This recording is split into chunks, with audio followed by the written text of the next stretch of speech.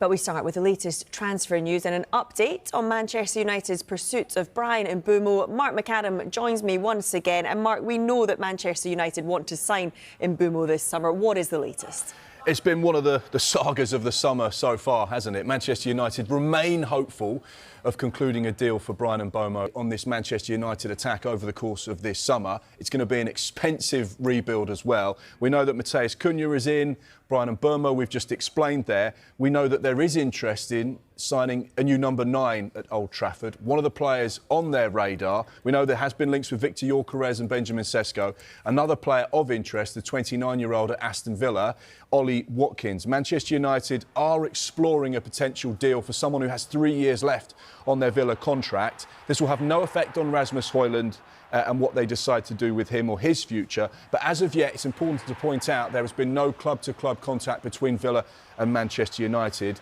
And of course, this will be funded by a number of players leaving Old Trafford this summer as well. But this is certainly one to keep an eye on as Manchester United. Interesting saying that he'll be happy to stay. I think it seems unlikely that Bryan Mbeumo will be a Brentford player, even by the time the players return for pre-season, just simply because of how close Brentford and Manchester United are right now. There was a bid that went in on Friday which was rejected by Brentford. That was worth up to £62.5 million.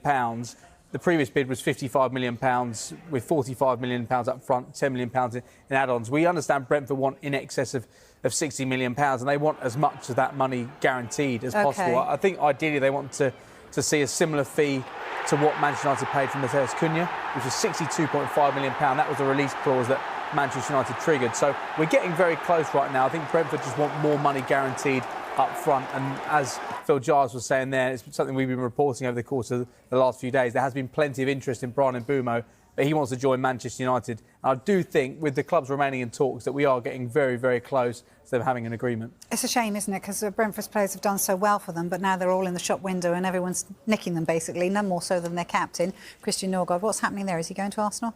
And it was really nice to hear Phil Giles talk about being really happy for Christian Norgard to get this opportunity to complete a move to Arsenal. 6 years of service, 2 years as... Breaking news to bring you tonight, and it's transfer related, and Manchester United have made an improved bid of more than £60 million for Brentford's Bryan Mbeumo. That is very significant, that figure, isn't it? Because we knew that they had a bid rejected worth up to £55 million, and that Brentford valued Mbeumo at more than £60 million. And they've gone for over the £60 million mark. Now, Sky Sports News revealed previously that, of course, Spurs had held initial talks with Brentford for the 25-year-old as well. We understood he was intrigued by the proposition, of course, linking up with his former boss, Thomas Frank.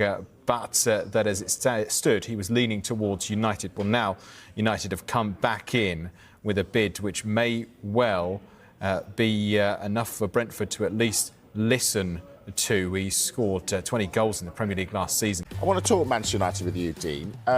They've been linked with Jotarez from Sporting. Would he be the answer for them?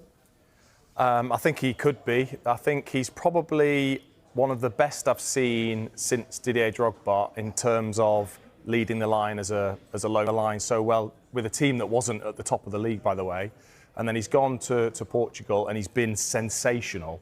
And he's at that age where he's just really starting to understand that role, probably now feels the stature that you maybe need to go to a club like Manchester United where the expectation is so big. I honestly think it could be perfect in terms of what they require from that player. I think he's one of the best, certainly in Europe, at leading the line on his own. Is there a worry, though, because he's never played in the Premier League, that it might not be the place for him? No, I don't think so. I think he's played in England, the Champions